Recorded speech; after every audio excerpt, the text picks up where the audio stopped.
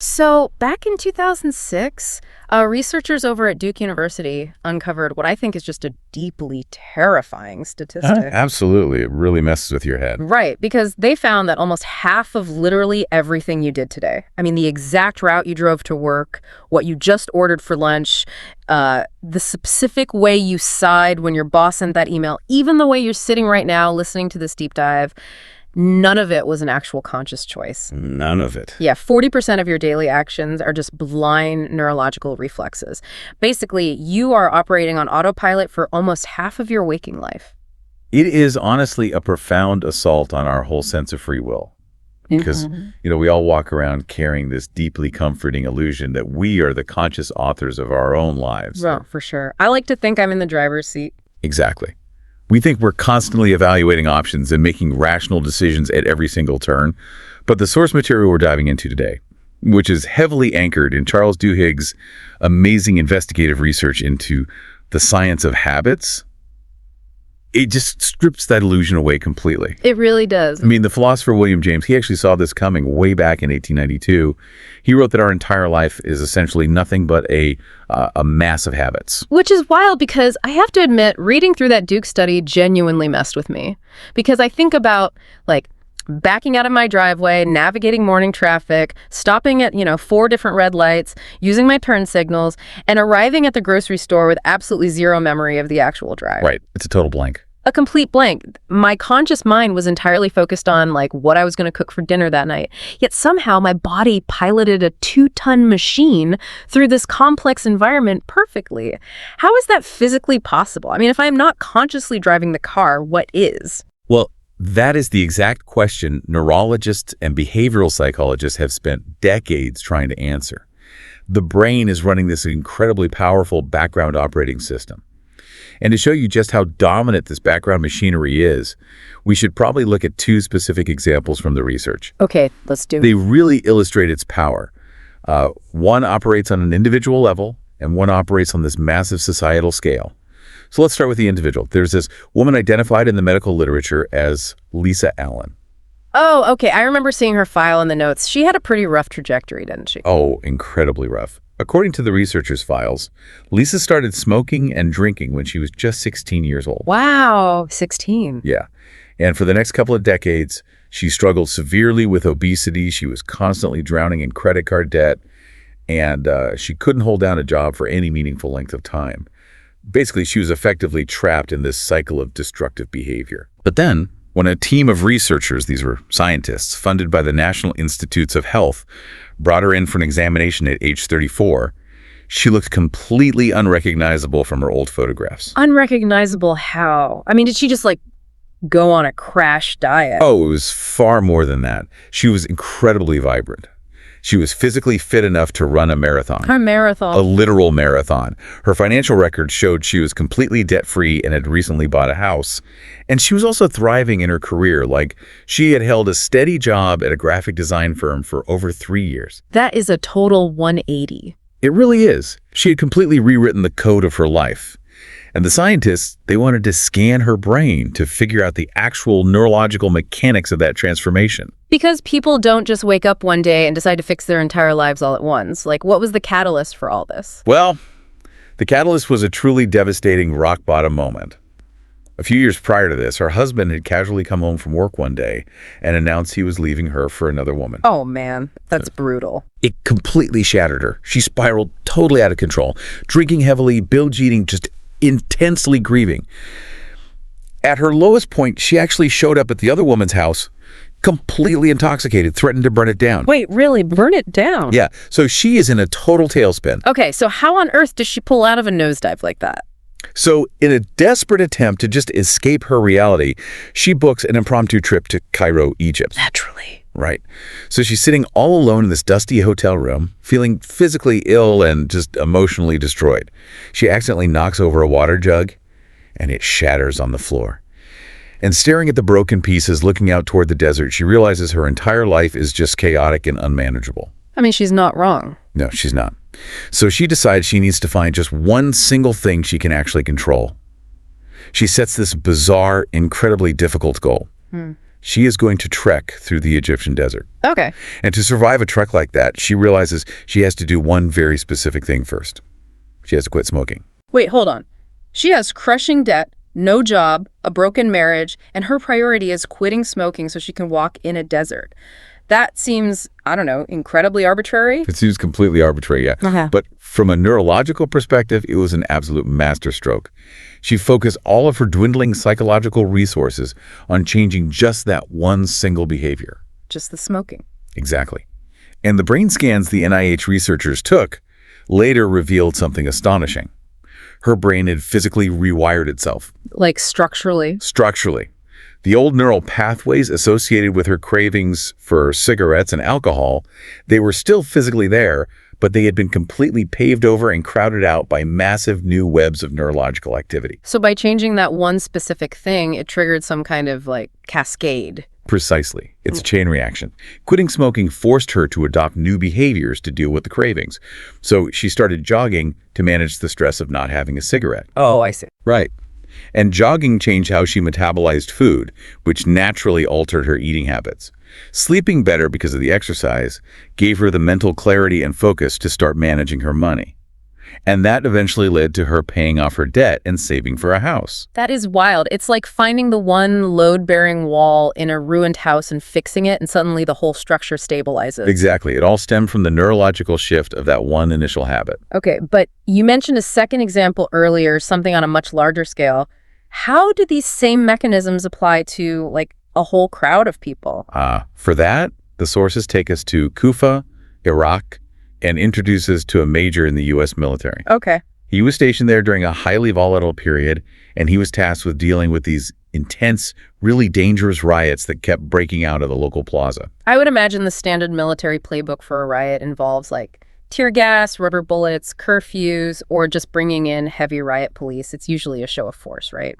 Normally, yes. I mean, most military commanders view a riot as a complex political uprising fueled by deep-seated anger, and they respond with political negotiations or sheer physical force. Makes sense. But this major had a completely different background. He had actually spent his career studying the psychology of habit formation. Wait, really? A military major? Yeah. So he decided to look at the plaza not as a political battlefield, but as an ecosystem of behaviors. He spent hours and hours watching surveillance tapes of the riots, and he noticed a very mundane structural pattern. What kind of pattern, like gang signs or something? No, it had nothing to do with political speeches or organized rebel tactics. He saw that first, a small group of people would gather in the plaza, maybe protesting something minor. Over a few hours, the crowd would gradually swell as onlookers joined. Okay, pretty standard. Right. But now, because there was a large crowd of captive consumers, local food vendors, specifically guys selling kebabs from carts, would roll into the plaza to feed everyone. Oh, because it's a business opportunity. Exactly. So the spectators would buy food, stand around eating kebabs, and just watch the tension build.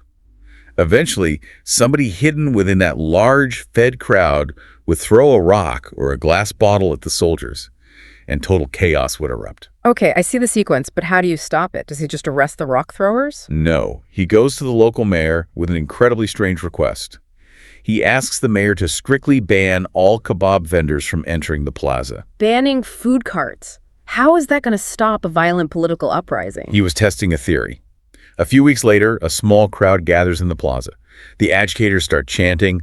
The military police are bracing for a massive riot, putting on their riot gear, expecting the absolute worst. Right.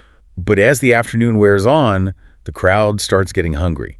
They look around for the kebab vendors, but the carts aren't there. There's no food. Let me guess. Their biological habit of eating dinner overpowered their political habit of rioting. Exactly.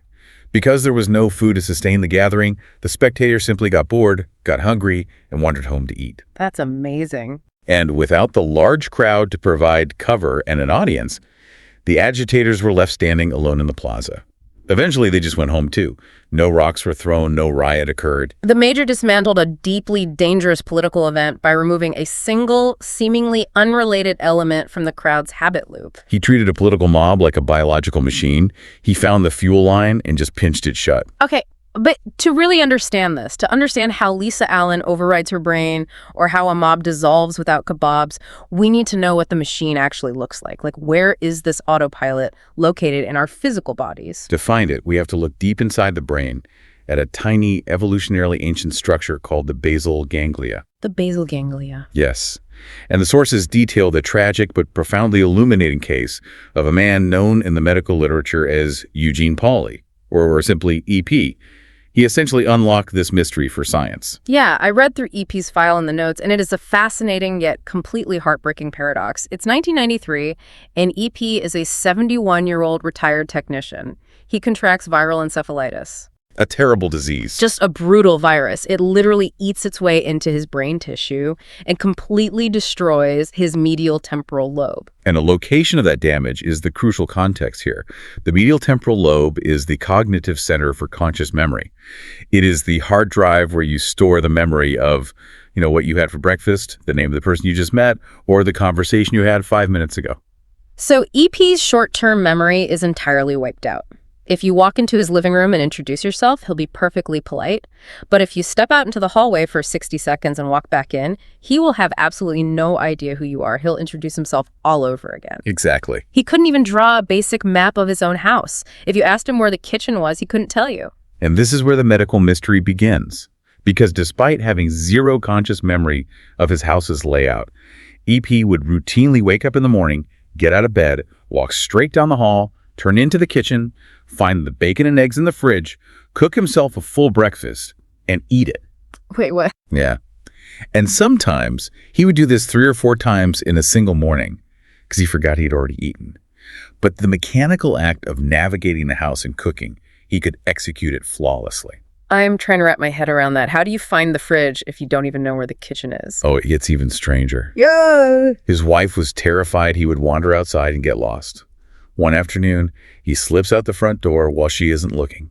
She goes into a total panic. Of course. She is running up and down the streets, crying, terrified he's gone forever, because all the houses in their subdivision look exactly the same, and he has no conscious memory of his address. Right, he wouldn't be able to ask for directions. Exactly. But she eventually goes back inside, and there is EP. He's sitting in his armchair in the living room, watching the History Channel, playing with a pile of pine cones he'd collected on his walk. No way. Yes. He had successfully navigated a complex suburban neighborhood, found his way back to his exact house, unlocked the door, and sat down, all without a single conscious memory of doing it. It's like his body was possessed by a completely different intelligence. I mean, if the memory center of his brain is literally gone, destroyed by a virus, what is driving his legs? How is he recognizing his street? To highlight just how abnormal this was, the researchers contrast EP with another incredibly famous amnesiac, Henry Molaison, known as HM. Oh, HM is famous in psychology. Right. HM also suffered severe damage to his conscious memory. But HM was so profoundly incapacitated by his amnesia that he had to be institutionalized for his entire life. She couldn't function at all. So the doctors had to figure out why EP could live a semi-normal life, making breakfast and taking walks, while HM couldn't. And the answer was the basal ganglia. Correct. When the doctors finally put EP into an MRI machine and scanned his brain, they saw the massive devastation in the temporal lobe. But they also saw that a small, golf ball-sized lump of tissue sitting deep near the brainstem, the basal ganglia, was perfectly intact. From an evolutionary standpoint, the basal ganglia is incredibly primitive. It's shared by fish, reptiles, and mammals. It controls our most instinctual behaviors, things like swallowing, breathing, and the startle response. But the researchers realized it serves another massive function. It is the central storage unit for our automatic routines. So the basal ganglia is the autopilot. But how does a complex behavior like making bacon and eggs actually get downloaded into that primitive little golf ball? To map that process, the sources point to a landmark series of experiments conducted by Anne Graybiel and her team at MIT. They wanted to see the exact moment a thought turns into a habit. Okay, so what did they do? They took rats, implanted tiny microsensors deep into their basal ganglia to monitor the neurological electrical activity in real time and put them into a T-shaped maze. All right, walk me through the setup. What is the rat experiencing here? The rat is placed behind a small partition at the start of the maze. A loud click sounds. The partition opens, the rat wanders out into the maze, and at the very end of the maze, hidden in one of the corners, is a piece of chocolate. I imagine the first time the rat does this, it has absolutely no idea what's going on. Exactly. During those initial runs, the rat behaves like a tourist in a new city. It wanders slowly, it sniffs the corners, it scratches at the walls, it turns left, realizes it's a dead end, turns right. Just exploring. Right. And the microsensors showed that during this exploratory phase, the rat's brain was working furiously. The neurological activity was absolutely off the charts. Because it's processing everything. Yes. The brain is processing every new smell, analyzing the texture of the floor, constantly making conscious decisions about which way to step next. It is in heavy, metabolically expensive learning mode. But obviously the rat eventually figures out where the chocolate is. It does. They run the rat through the same maze over and over dozens of times. Over the course of a week, the rat memorizes the rope. It hears the click, the door opens, and it sprints perfectly straight to the chocolate. No sniffing, no scratching, no wrong turns. Okay, that makes sense. But here's the massive twist, the discovery that changed behavioral science.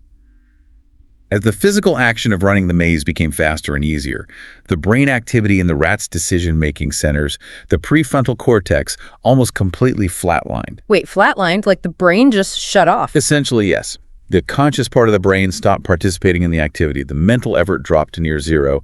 The basal ganglia took over the entire operation. But why would the brain shut itself off during a physical sprint? That seems, I don't know, dangerous. It's a survival mechanism called chunking.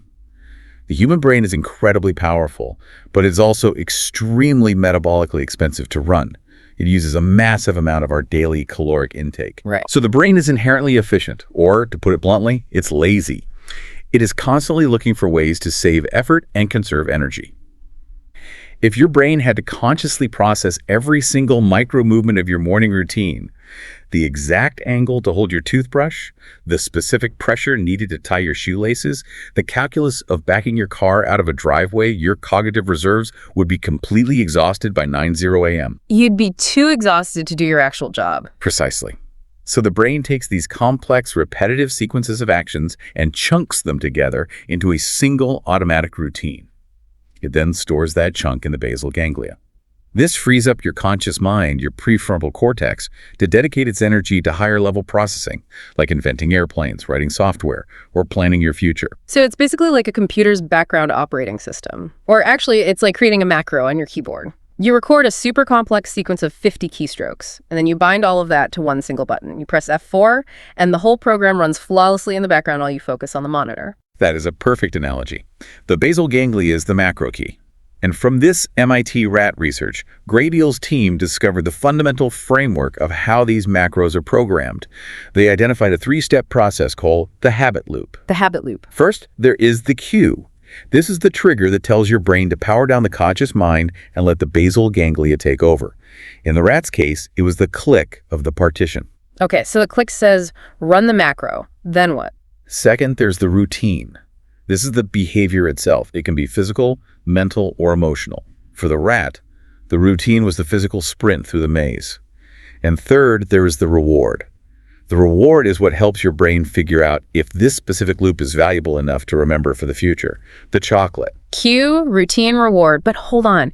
If the conscious, critical thinking part of the brain literally goes to sleep once this macro is recorded, doesn't that make us incredibly vulnerable? Vulnerable how? Well, like if someone figures out how to artificially trigger my cues, my basal ganglia is just going to blindly execute the routine, and I won't even realize I'm being manipulated. You've just identified the dark side of this neurology. Yes. Because the brain is so desperate to save energy, it doesn't always differentiate between a good habit and a bad one. Once the loop is solidified, you become highly susceptible to anyone who understands this machinery. Which is terrifying. It is. Which leads us perfectly into the next phase of the research. Yeah. How this biological loop gets hijacked by massive corporations. Yeah, this is where things get slightly dystopian. Because once marketers and advertising executives realize that the human brain operates like this, they realize they didn't have to wait for habits to form naturally. Right. They could manufacture them from scratch by artificially manipulating the cue and the reward. Exactly. And the absolute masterclass in this, the foundational case study, happened in the early 1900s with an advertising genius named Claude Hopkins. Claude Hopkins is a legendary, almost mythical figure in the advertising world. Long before the events we're about to discuss, he was already famous. He was the man who convinced American women to buy Palmolive soap by framing it as a beauty product rather than a cleaning agent. And he was the guy who turned Quaker Oats into a staple of the American breakfast. The guy knew his stuff. He really did. He had an intuitive, almost predatory understanding of human psychology. So Hopkins has a friend who approaches him with a brand new product. It's a minty toothpaste called Pepsodent. Now, we have to set the scene here because the America of the early 1900s was very different. They were facing a catastrophic dental health crisis. He's awful. As people's diets started including more processed sugary foods, their teeth were literally rotting. It was so bad that during the draft for World War I, the military declared the state of recruits' teeth to be a literal national security risk. People were unfit for combat because they couldn't even eat. And despite this massive, highly publicized crisis, absolutely nobody bought toothpaste. It just wasn't a thing. Brushing your teeth was not a daily habit. Door-to-door salesmen were going bankrupt, trying to peddle various tooth powders and elixirs. The market was completely dead. So when Hopkins' friend pitches him Pepsodent, Hopkins initially refuses. He thinks selling toothpaste is financial suicide. But his friend is persistent and eventually offers Hopkins a massive block of stock in the company if he can figure out how to sell it. The financial incentive was huge. Right. So Hopkins sits down and starts poring through these incredibly dense, boring dental textbooks, searching for an angle. He's looking for a trigger, and he finds his cue. He stumbles across a brief reference to the naturally occurring mucin plaques on teeth. It's that thin, slightly slimy film that builds up on everyone's teeth throughout the day. Right, but here's the crazy part. That film is completely natural, and it was never considered a severe problem. You don't even need toothpaste to get rid of it. You can literally wipe it away by biting into an apple or just rubbing your finger over your gums. But Hopkins realizes he has found a trigger that is universal. Every single human being on Earth gets that film. And more importantly, it's something they can instantly verify. So he frames this completely benign film as an insidious, beauty-destroying enemy. His advertising campaign was incredibly manipulative, but brilliant. The ads didn't talk about cavities or national security. They literally gave the consumer a physical command. The ad said, "Run your tongue across your teeth. You'll feel a film." That's what makes your teeth look dingy and invites decay. He created a cue that was undeniable, immediate, and tactile. I mean, if someone tells you to run your tongue over your teeth, you instinctively do it right that second. I'm literally doing it right now. See, you feel the film. The cue is established. So he has the trigger. What's the reward? He establishes a crystal clear, highly desirable reward. A beautiful, glamorous smile. He plastered the ads with pictures of gorgeous smiling women. The psychological message was simple and direct. Notice the film on your teeth, that's the cue. Brush with Pepsodent, that's the routine. And get the beautiful smile, the reward. And it worked. The results were staggering. Before Pepsodent launched, only about 7% of the American population brushed their teeth. Within 3 weeks of the campaign going nationwide, demand exploded so violently that the company couldn't manufacture the toothpaste fast enough to meet the orders. Within 3 weeks. Fast forward a decade, and that 7% had skyrocketed to 65%. Claude Hopkins had effectively engineered a daily habit for an entire nation. By the time World War II rolled around, the military didn't have to worry about the dental health of recruits anymore, because almost all of them were performing this daily routine. And Hopkins was incredibly proud of this. He spent the rest of his life writing books and giving lectures, claiming he had discovered the ultimate, infallible rule of human psychology. Find a simple cue, deliver a clear reward, and you can make humans do whatever you want. But here's where the story takes a fascinating turn. The source material reveals that Hopkins, despite his massive success, was actually fundamentally wrong about why his campaign worked. Or at the very least, he was missing the most vital piece of the puzzle. He thought the magic was just cue and reward. Right, but he had accidentally stumbled into a deeper neurological mechanism that wouldn't be formally identified by scientists for several more decades. And that missing ingredient is what makes a habit truly permanent. It's called craving. And to understand what craving looks like in the brain, the sources pivot away from advertising and take us into a laboratory run by a scientist named Wolfram Schultz. Schultz was a neuroscientist studying the reward centers of the brain using monkeys. Specifically, he was working with a macaque monkey named Julio. Okay, tell me about Julio. Schultz's goal was to map exactly how dopamine, the brain's primary pleasure and reward chemical, flows during the learning process. He set Julio up in a dimly lit room, sitting in a chair facing a computer monitor. There's a lever near Julio's hand and a small tube positioned just above his mouth. And Julio had a very specific weakness, right? He absolutely loved blackberry juice. He loved it. That was the high-value reward. So the experiment is simple. Julio sits in the chair. On the blank monitor, a colored squiggly line suddenly appears. That visual is the cue. Julio has to learn that when he sees that squiggly line, if he reaches out and pulls the lever, which is the routine, a few drops of sweet blackberry juice will immediately fall down the tube and into his mouth. The reward. While this is happening, Schultz has probes monitoring the neurological electrical activity deep inside Julio's brain. Initially, as you would logically expect, Julio's brain shows a massive spike in dopamine when he actually receives the juice. Right. The squiggly line appears, Julio pulls the lever, he tastes the sweet juice, and his brain lights up with pleasure. The reward triggers the dopamine. Right, that makes total sense. Yeah. Good thing happens, brain feels good. But then Schultz runs this exact sequence over and over, hundreds of times. Julio gets incredibly fast at it. The habit loop becomes totally solidified in his basal ganglia. And as the habit becomes automatic, Schultz notices something incredible on the brain monitors. The timing of the dopamine spike physically shifts. Shifts how? The brain stops waiting for the juice. After the habit is hardwired, Julio's brain spikes with a massive hit of dopamine, the exact millisecond he sees the squiggly lines on the screen, long before he even reaches for the lever, and long before he tastes a single drop of juice. Wait, so the brain is rewarding him before he even does the work? Yes. His brain is intensely anticipating the reward. And neurologically speaking, that intense anticipation is the biological definition of a craving. But why does that matter? Whether the dopamine hits before or after, he still gets the juice. It matters because the craving becomes the engine that drives the behavior. To prove this, Schultz altered the experiment. He would flash the squiggly line on the screen. Julio's brain would spike with dopamine in anticipation.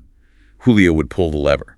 But this time, Schultz would either delay the juice, water it down, or not deliver it at all. Oh man, how does the monkey react to that? Julio freaks out. He gets visibly distressed and angry. He starts sulking, making unhappy noises, and acting out.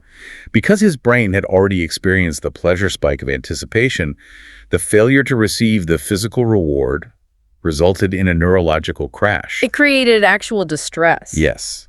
The craving had evolved from a simple anticipation into a biological demand. Julio had to pull the lever because his brain required the juice to satisfy the craving it had already triggered. Okay, this is a massive piece of the puzzle. Let's connect Julio the monkey back to Claude Hopkins and Pepsodent. Hopkins thought he was just selling the idea of a beautiful smile. He thought the smile was the reward. But a smile isn't a tangible, immediate reward that can trigger a dopamine spike. It's too abstract.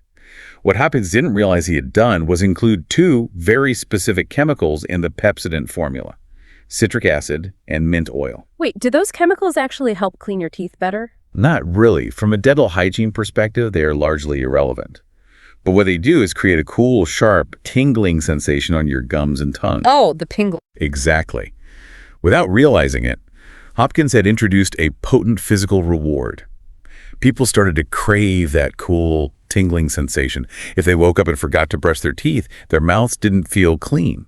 Their brains were craving the physical sensation of the mint, just like Julio craving the blackberry juice. So it wasn't the smile at all? No.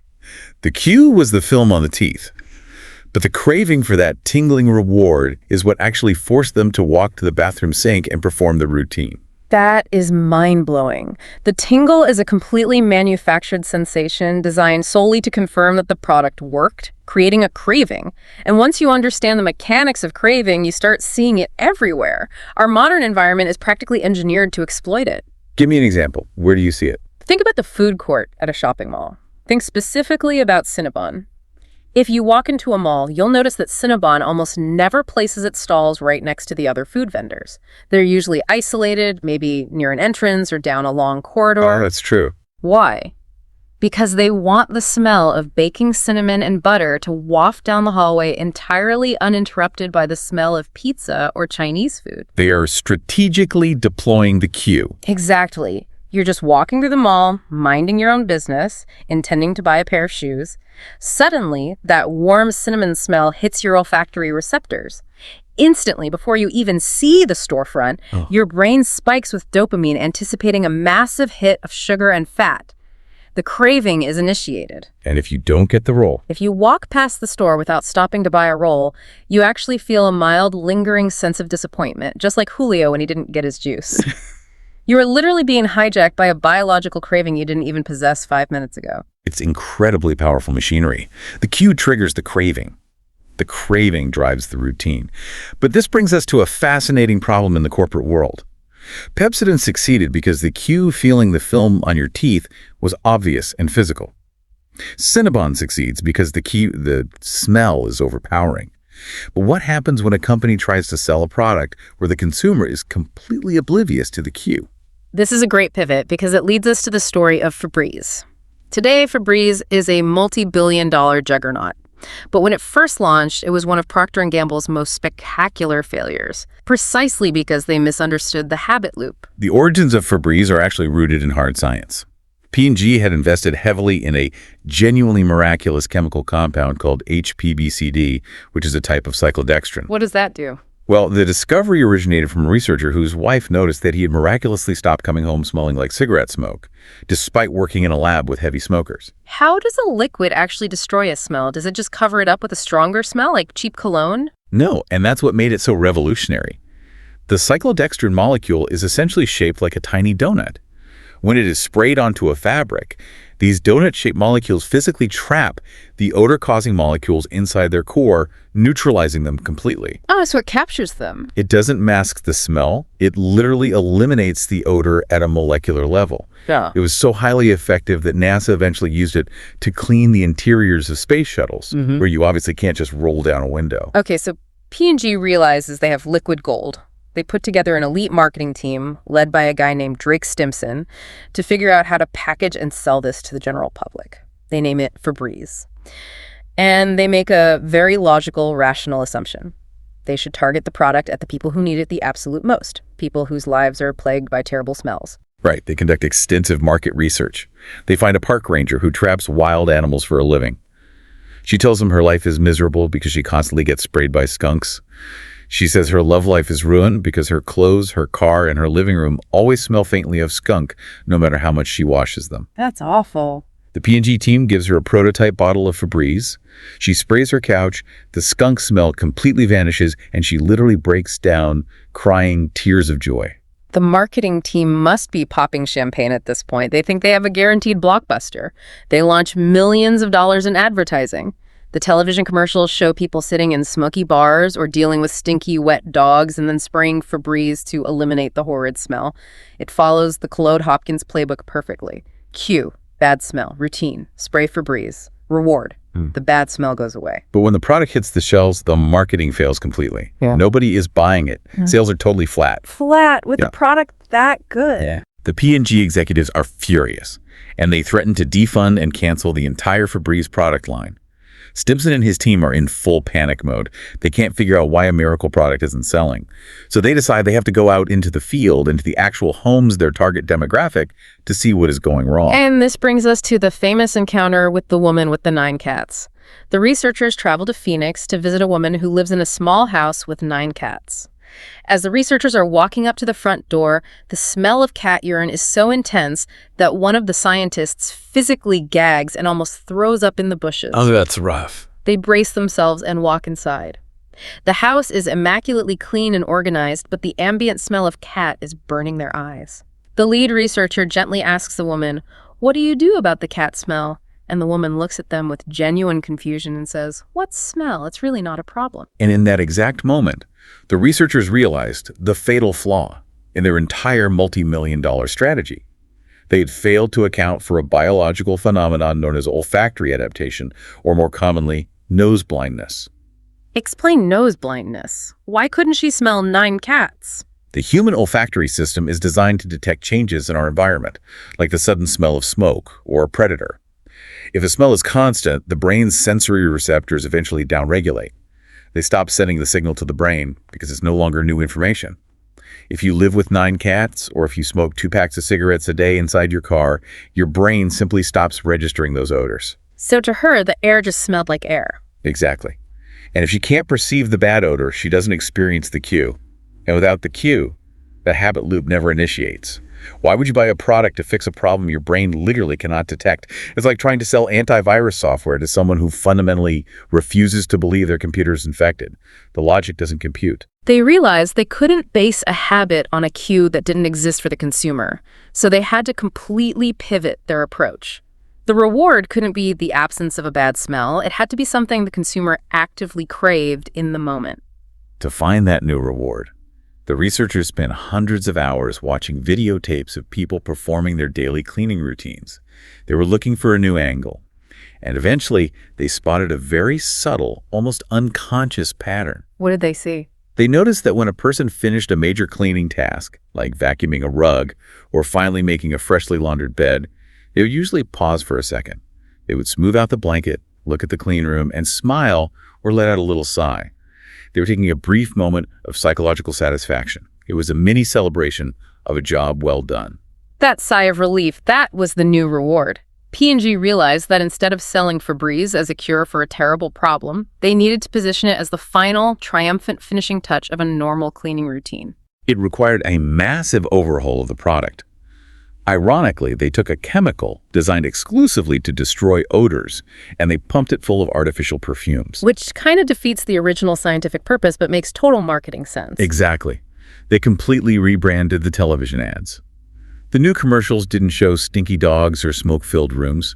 They showed a woman finishing her daily chores, opening a window to let in the breeze, and then spraying Febreze over a freshly made bed with a smile on her face. They shifted the entire loop. The new cue became the visual of a clean room. I just finished cleaning.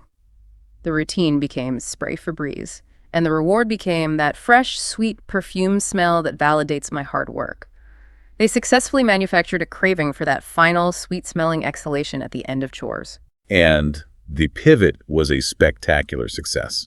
Sales doubled within 2 months of the new campaign. Febreze went from being a catastrophic failure on the brink of cancellation to a cornerstone billion-dollar product line, eventually spawning spin-offs like scented candles, laundry detergents, and car air fresheners. They didn't change the product's core capability, they just aligned it with the psychology of the habit loop. Okay, so we've seen how powerful it is to engineer new habits, whether it's Hopkins getting us to brush our teeth or P&G getting us to spray our couches. But let's be honest, most of us aren't listening to this because we want to learn how to spray our beds. We want to know how to fix the bad habits we already have. The destructive ones. Right. How do you stop smoking? How do you stop doom scrolling on your phone until 2 a.m.? But the source material drops a pretty heavy, intimidating truth here. Neurologically speaking, you cannot simply erase a bad habit. It is a harsh reality. You cannot just locate a bad habit in your basal ganglia and press delete. The neural pathway is permanently etched into the physical architecture of your brain.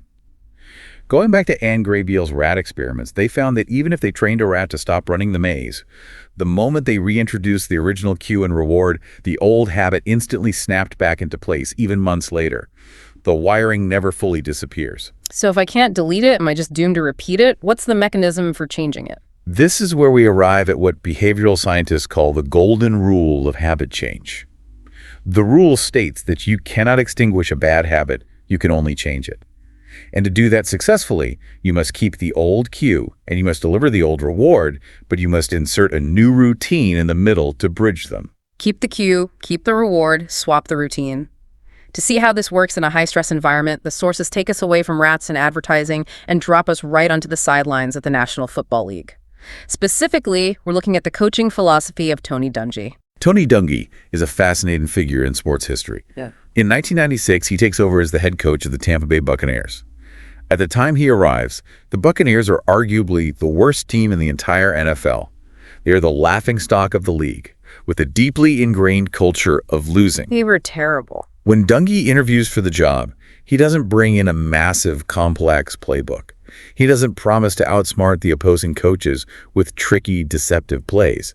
His entire coaching philosophy is rooted in behavioral psychology. Right. He had this core belief that champions don't actually do extraordinary things. They just do ordinary things, but they do them so incredibly automatically and with such speed that the opposing team simply cannot react in time. Dungy recognized a fatal flaw in how football players operate under pressure.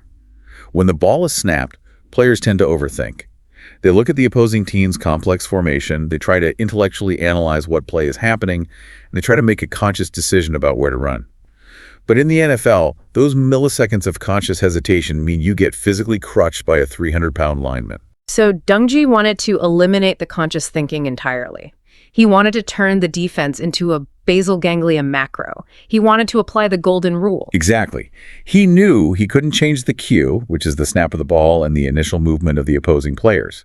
And he couldn't change the reward, which is making the tackle, winning the game, and the rush of adrenaline.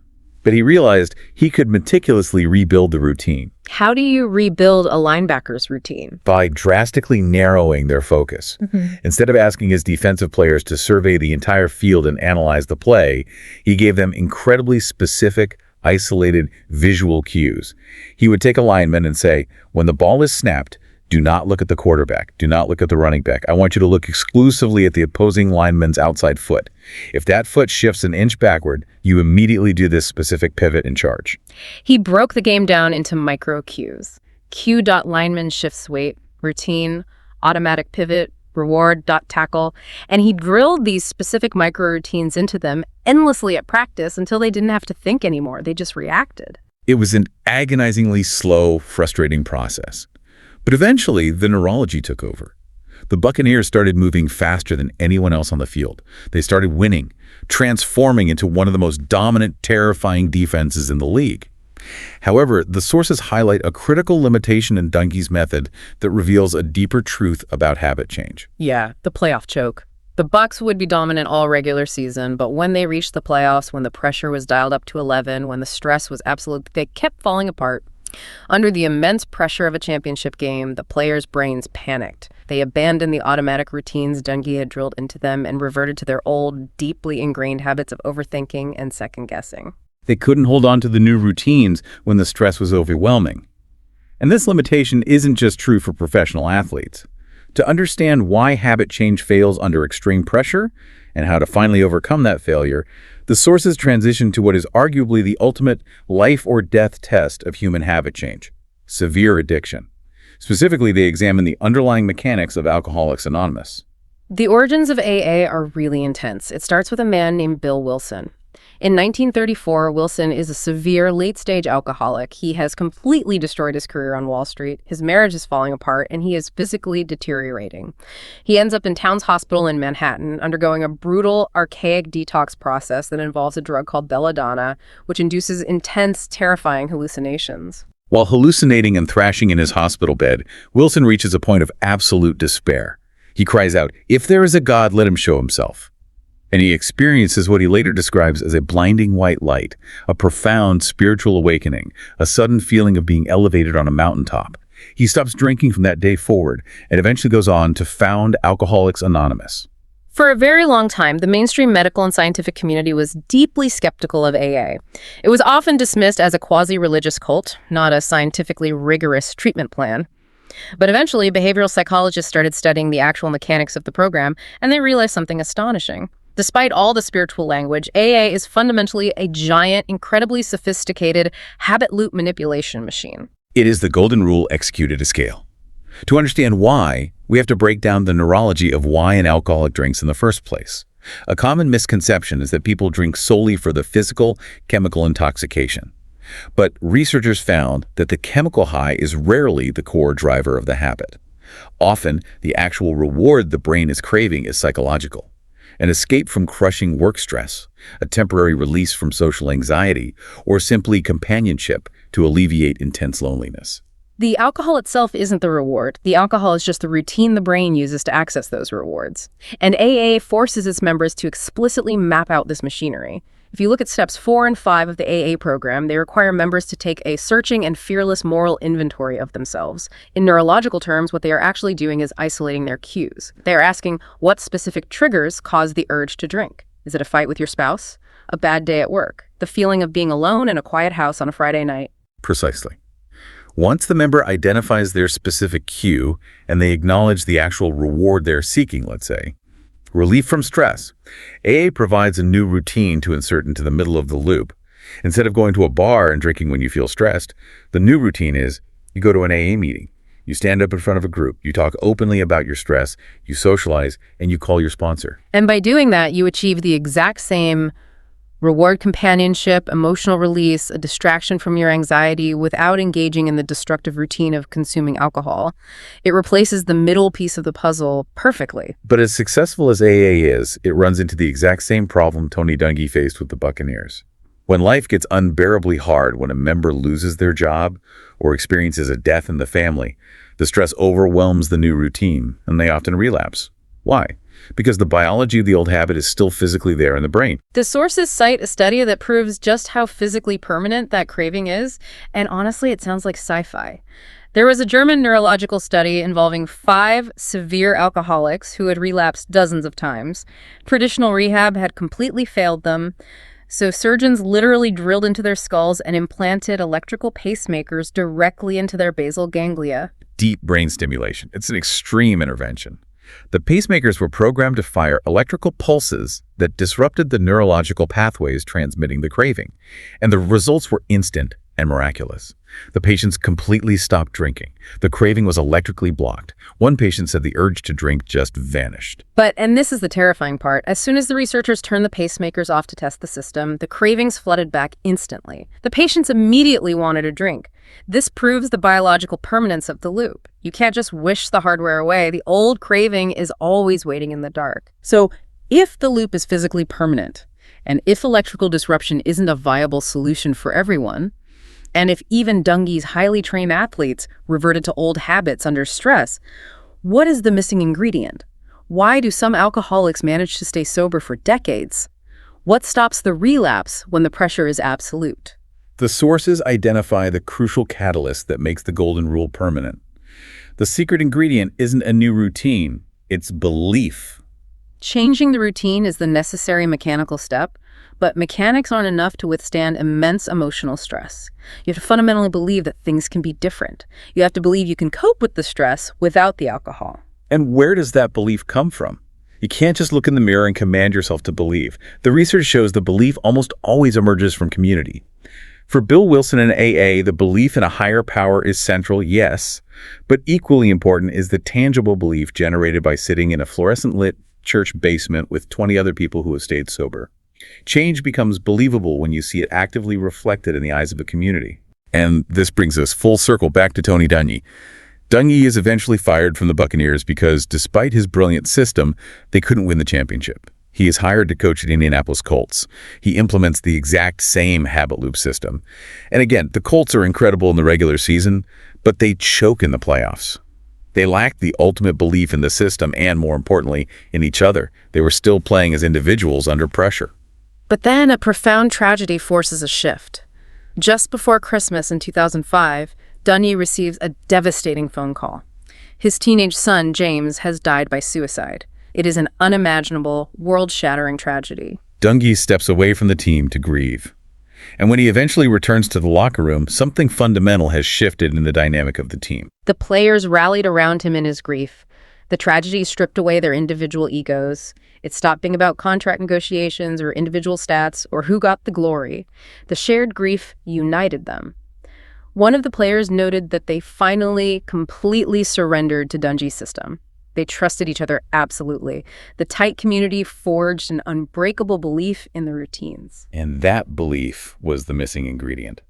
The next season, when the Colts made it to the playoffs and the pressure was at its absolute peak when they were down by multiple touchdowns in a crucial game, they didn't panic. They didn't revert to overthinking. Because of their belief in the community, they trusted the macros. They executed their automatic routines flawlessly, eventually going on to win the Super Bowl. I really love this conclusion. It takes the cold, clinical neuroscience of cue, routine, reward, and infuses it with humanity. It strips away the moral judgment we often attach to bad habits. If you're struggling, it's not because you're a bad person, it's because you have a mechanical loop running in your basal ganglia. But fixing that machine requires the deeply human elements of belief and community. It's a powerful framework for individual change. But it leads us to a much more daunting question. If community and belief can change a single stubborn habit, What do you do when you are looking at an entire massive organization that has thousands of toxic habits? Where do you even begin a transformation of that scale? Right. If you take over a failing corporation, do you try to change everything at once? Do you fire everyone and start over? The research says no. You start by finding a keystone habit. And this brings us to the incredible story of Paul O'Neill and his takeover of Alcoa. In 1987, the Aluminum Company of America, Alcoa, was in serious trouble. It was a massive legacy corporation that manufactured everything from the aluminum and Coca-Cola cans to the bolts and satellites. But its profits were steadily declining, the quality of its products was slipping, and its workforce was constantly going on strike. The board of directors realized they needed a massive shakeup, so they brought in a new CEO, a former government bureaucrat named Paul O'Neill. So O'Neill steps into the role, and he holds his very first meeting with Wall Street investors and analysts. This is in a fancy hotel ballroom in Manhattan. These are cutthroat finance guys who want to hear about synergy, profit margins, aggressive cost-cutting, and tax strategies. O'Neill steps up to the podium, looks at the crowd, and what does he say? He says, "I want to talk to you about worker safety. Every year, numerous Alcoa workers are severely injured. My goal is to make Alcoa the safest company in America. I intend to go for 0 accidents." The investors are completely baffled. They think it's a joke or some kind of PR preamble. One analyst raises his hand and asks about inventory metrics. O'Neill completely ignores the question, points to the emergency exits in the ballroom, and gives a lecture on evacuation safety procedures. It was so bizarre that one major investor literally sprinted out of the room, found a payphone, called his top clients, and yelled, "Sell your Alcoa stock right now. The board just put a crazy person in charge." But O'Neill wasn't crazy. He was targeting a keystone habit. He understood organizational psychology. He knew that if he walked in and simply ordered the company to work harder and be more profitable, he would fail. Labor unions would fight him tooth and nail, and the middle managers would resent his interference. He needed to pick one single priority that absolutely nobody, not a union rep, not a factory floor worker, not a board member could possibly argue against. And that priority was safety. Nobody wants to argue that a factory worker should lose a finger. But how does safety make the company more profitable? Here is the genius of the keystone habit.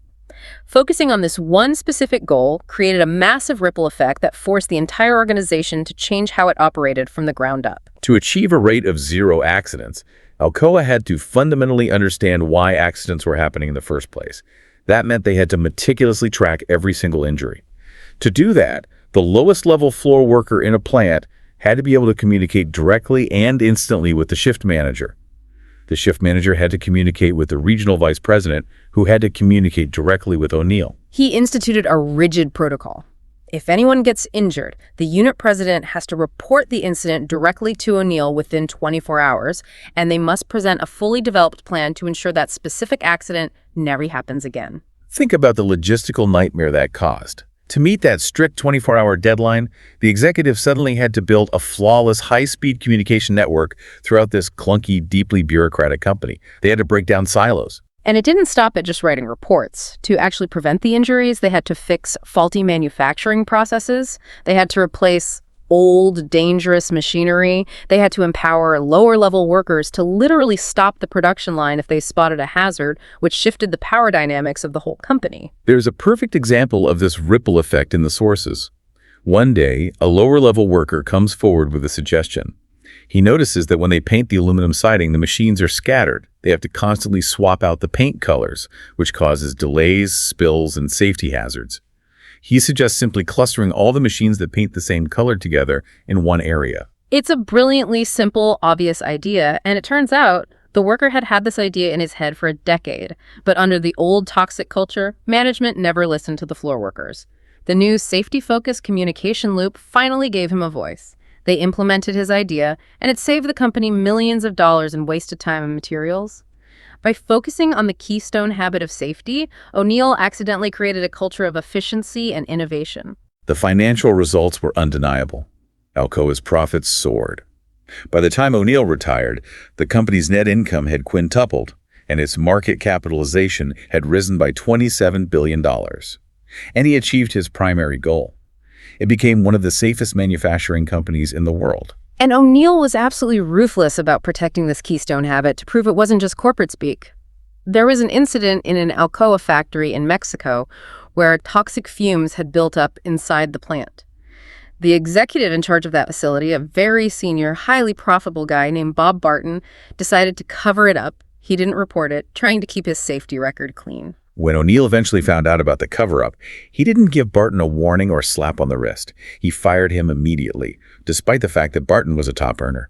It sent a shockwave through the company, proving that the Keystone Habit was the foundational law of the organization. We see this exact same power of Keystone habits at the individual level, too, and the sources highlight the fascinating routines of Olympic swimmer Michael Phelps and his coach, Bob Bowman. When Bowman started coaching Phelps as a teenager, he didn't try to control every single aspect of Phelps's life. He didn't micromanage his friendships or dictate every single calorie he consumed. Instead, he focused on instilling a few specific, rigid routines, keystone habits that would naturally align the rest of Phelps' life and mindset toward competitive success. One of the most famous of these was the mental videotape. Every night before falling asleep and every single morning upon waking up, Bowman instructed Phelps to watch a highly detailed mental video of the perfect race. He visualized every stroke, the exact angle of every turn, the specific feeling of the water rushing over his cap, the exact number of kicks off the wall. He rehearsed it neurologically so obsessively that the race became an automatic basal ganglia routine. His brain knew exactly what the perfect race felt like, and this rigorous preparation paid off in the most dramatic, high-stakes way possible during the Beijing Olympics. This story gives me anxiety just reading it. Phelps is swimming the 200-meter butterfly finals. It's the Olympics. The whole world is watching. He dives into the pool, and almost immediately, disaster strikes. Moisture gets inside his goggles. They start filling up with water. By the time he turns for the final lap, his goggles are completely full. He's entirely, 100% blind. He cannot see the black line on the bottom of the pool to guide him. He cannot see the wall approaching. He cannot see where his competitors are. For any other swimmer, this is a panic-inducing catastrophe. You lose your rhythm, you misjudge the wall, you ruin the race. But Phelps didn't panic. Why? Because his keystone habits had prepared him for absolute chaos. His mental videotape had already rehearsed every possible scenario. Because he had visualized and swum the perfect race thousands of times, his brain knew exactly, intuitively, how many strokes it took to get from the final turn to the finish wall. 21 strokes. He didn't need to see the wall. He handed control over to the autopilot. He just started counting. 19, 20, 21. He stretches out his arm, glides, and touches the wall flawlessly. He wins a gold medal and sets a world record while swimming completely blind. That is the ultimate ripple effect of a keystone habit. When the core routine is locked in, it carries you through the crisis when your conscious mind is blinded. Okay, so we've seen how physical habits work with the rat in the maze, and organizational habits with Alcoa. But let's push this concept further. What about mental habits? Can something abstract like discipline or self-control actually be manufactured and programmed as a habit? The short answer is yes. And this brings us to the core of how Starbucks trains its massive global workforce. We start by looking at the trajectory of a Starbucks employee named Travis. Travis had a really difficult, heartbreaking upbringing. Both of his parents struggled with severe drug addiction. He spent his childhood navigating a chaotic, unpredictable, and often dangerous environment. Because of that trauma, he had to learn to survive by being hypervigilant and highly reactive. As a teenager, he had developed zero emotional control. If a customer at a fast food job yelled at him or insulted him, he would just snap. He'd throw food at them, scream back, or just walk out the door and quit on the spot. He was chronically unemployed because the minute he faced stress, his raw emotions completely hijacked his behavior. But then he gets a job at Starbucks. Fast forward a few years, and Travis is a highly successful manager. He is overseeing multiple locations, managing dozens of employees, dealing with angry customers calmly, and contributing to a 401k. He is the absolute picture of professional discipline. So, how does a kid who used to throw food at customers become a model of emotional control? Starbucks didn't just teach him how to pull an espresso shot, they actively taught him willpower. To understand how Starbucks teaches willpower, we have to look at how modern behavioral scientists view the concept of willpower itself. For a long time, society viewed willpower as a static personality trait. You either have grit or you are weak. But a famous psychological study completely overturned that assumption. The radish versus cookie experiment, conducted by Mark Merivin. I have to say, this experiment is incredibly clever, but it honestly sounds like psychological torture for the participants. It was certainly demanding.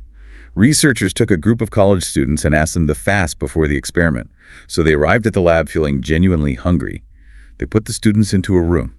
Sitting on a table in the center of the room is a bowl of freshly baked, warm, gooey chocolate chip cookies. Right next to it is a bowl of raw, bitter radishes. The researchers divide the students into two groups. Group A is told they are free to eat as many warm cookies as they want, but they cannot touch the radishes. Group B is told they must eat the radishes, and they are strictly forbidden from eating a single cookie. So Group A is in heaven, but Group E is sitting there, starving, smelling the intoxicating aroma of melting chocolate, and forcing themselves to eat raw radishes. You can imagine the students in Group B staring at the cookies, practically sweating, using every ounce of their mental strength to resist taking a bite. They are actively suppressing a massive craving. The researchers leave them in that room for a while to let that temptation really sink in and take a toll. Then they bring both groups into another room and give them a complex geometric puzzle to solve. What the students don't know is that the puzzle is a trick. It is literally impossible to solve. The researchers just want to time them to see how long they will try before they get frustrated and give up. The results of the timing were definitive.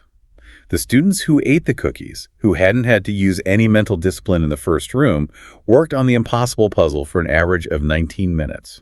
They were persistent, trying different angles, working through the frustration. But the students who had to eat the radishes, they gave up after an average of just 8 minutes, less than half the time. They got visibly frustrated much faster, some complained the experiment was stupid, and they just quit. Moraven concluded from this that willpower is not a static trait. It operates exactly like a physical muscle.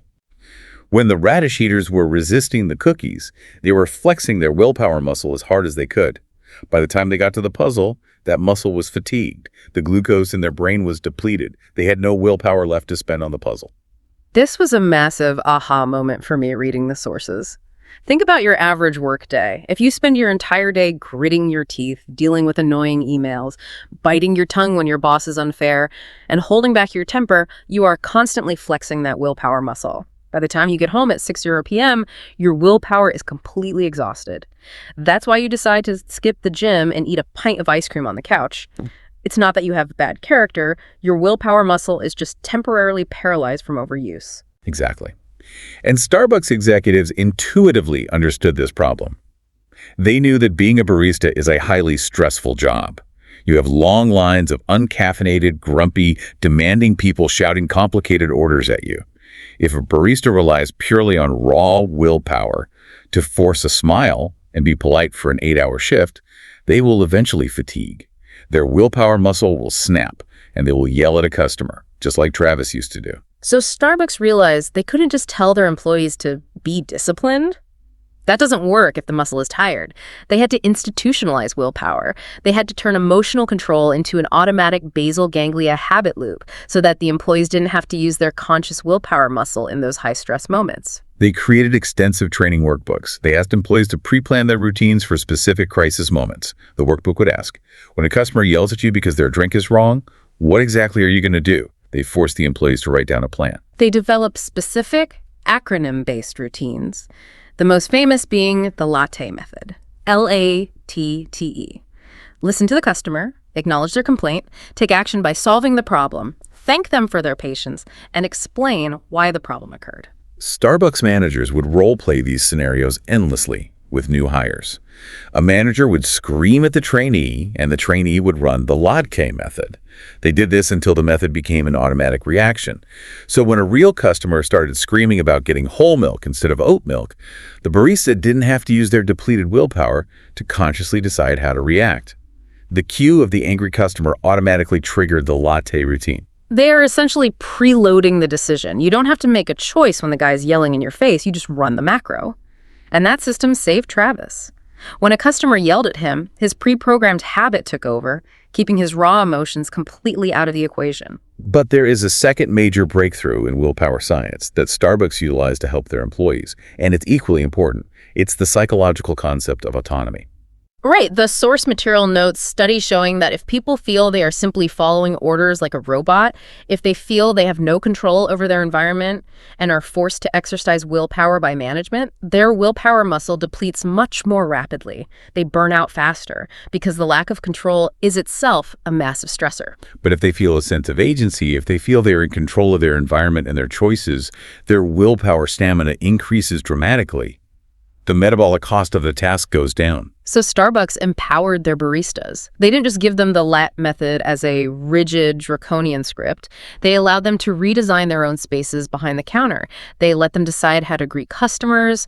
They gave them the autonomy to make their own on-the-spot decisions about how to make a customer happy, like giving away a free pastry without having to ask a manager for permission. Giving them that agency turbocharged their willpower. We've spent a lot of time seeing how good habits can save a company like Alcoa or completely transform a life like Travis's. But our final section looks at the dark side of organizational behavior. What happens when an institution develops deeply toxic habits? And when those habits are a matter of life and death, how do you fix them? This takes us to a really tragic story involving Rhode Island Hospital. It shows how dangerous a corrupted habit loop can be. Rhode Island Hospital was historically a top-rated facility, a premier medical institution. But over time, a highly toxic culture began to take root in its operating rooms. Specifically, a culture of extreme arrogance and untouchability among some of the veteran surgeons. The power dynamic was totally broken. The doctors routinely belittled the nurses, they screamed at them during surgery, ignored their input, and created an incredibly hostile, fearful work environment. The staff literally referred to the hospital internally as the glass factory because the tension was so high it felt like the entire place could shatter at any moment. Now, when an organization has a toxic hierarchy like that, the people at the bottom, in this case, the nurses, have to develop informal survival habits just to get through their shifts without being verbally abused. Exactly. The nurses couldn't openly challenge a doctor's dosage order without getting screamed at or risking their careers, so they developed secret workaround routines. They would quietly double-check doctors' orders behind their backs with the pharmacy to make sure the dosages were safe. And they even developed a secret color-coded warning system on the dry erase whiteboards in the hospital wards. If a doctor's name was written on the whiteboard in black marker, it was a silent visual warning to all the nurses coming on shift. This doctor is arrogant, dangerous, prone to making mistakes, and will not listen to you. Do not trust them. It's a completely dysfunctional habit loop. Cue, black marker doctor arrives on the floor. Routine. Nurses silently panic, double-check all his paperwork in secret, and try to shadow his every move without him noticing. Reward. Surviving the shift without a medical catastrophe or a screaming match. But eventually, this toxic system, built on fear and silence, failed, and it cost a man his life. An 86-year-old man was brought into the emergency room with a brain hematoma, a severe buildup of blood inside his skull from a fall. He needed emergency surgery to drill into the skull and relieve the pressure. The hematoma was clearly located on the left side of his brain. A surgeon comes down to take the case. His name is written in black marker on the board. The nurses know he's bad news. The surgeon is arrogant and in a massive rush. He grabs the consent forms, doesn't wait for the family to properly review them, and rushes the patient into the operating room. Now, in any modern hospital, there is a strict mandatory routine called a timeout before the first incision is made. The entire surgical team must pause, review the charts together, and verbally confirm exactly what procedure is being done and on what part of the body. But this surgeon, operating on his deeply ingrained toxic habit of arrogance, completely ignores the timeout protocol. A male nurse in the operating room sees the surgeon taking a pen and marking the right side of the patient's head. The nurse knows the injury is on the left. The nurse tries to stop him. He speaks up and says, "Doctor, let me pull up the computer scans to confirm the side before you cut." But the computer terminal in the OR has locked itself for security reasons, and it's going to take a minute to reboot. The surgeon refuses to wait for the reboot. He snaps at the nurse, aggressively tells him to back off, and proceeds to cut into the right side of the man's skull. He operates on the entirely wrong side of the brain. And tragically, because of the damage done and the delay in treating the actual injury on the left side, the 86-year-old man dies. It is an absolute nightmare scenario. The toxic organizational habits, the unchecked arrogance of the doctor, the ingrained fear of the nurses preventing them from physically stopping him, the broken communication loops collided with fatal results. And this tragedy forces us to ask the ultimate question about institutional change. How do you fix an organization whose habits are so deeply corrupted? The sources reveal a harsh reality. Often, the only thing powerful enough to dismantle deeply entrenched institutional habits is a severe crisis. A crisis acts as a massive shock to the system. It breaks the old cues and routines because the shock is so overwhelming. We saw it with Tony Dungy. It took the tragic death of his son to break his team's egos and forge the belief they needed. And at Rhode Island Hospital, it took this horrific, highly public, utterly avoidable death and the ensuing lawsuits and media scrutiny to finally force the hospital administration to shatter the toxic culture. They used the crisis to completely unfreeze the organization. They implemented entirely new, rigid safety habits and communication protocols from the ground up. They mandated anonymous reporting systems, and they started firing doctors who refused to comply with the new culture, regardless of how much money they brought in. A crisis is terrible, but it is also an opportunity. It unfreezes the organization, turning it back into liquid, allowing new, healthier habits to be poured into the mold before it freezes again. Wow. Okay, we have covered so much ground today. From the neurology of amnesia to the advertising of toothpaste. Let's pull all these threads together for you, the listener. Yeah, let's recap. Whether it's the sudden urge to check your phone the second it buzzes, the exact route you drive to work every morning, the way you emotionally react when your partner brings up a sensitive topic, or the corporate culture at your office. Your life is largely a collection of habit loops. The cue, the routine, and the reward, driven by the invisible engine of craving. And the core takeaway from all these sources is that you cannot simply delete a bad habit.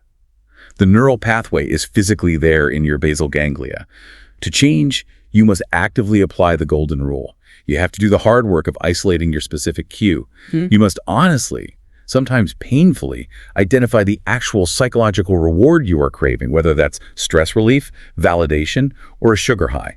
And then you must consciously design a new routine to bridge the two. And most importantly, you need belief. You need the belief, which is almost always found in a community, whether that's a formal support group, a sports team, or just a couple of deeply trusted friends that you actually can change. You have to believe the new routine will hold up when the pressure is on. Now that you know the exact machinery of how habits are formed and how they are hijacked by everything from the mint tingle in your toothpaste to the layout of a shopping mall, I want to leave you with a final thought to mull over.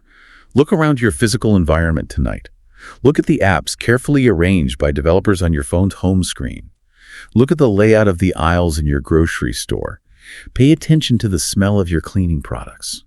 Who designed the cues you're reacting to right now? And what routines are you blindly executing for them? Once you see the loops, you can never unsee them. The steering wheel has been reattached to the dashboard. It's sitting right there. The question is, what will you reprogram first? Thank you so much for joining us on this deep dive into the science of habits. We'll catch you next time.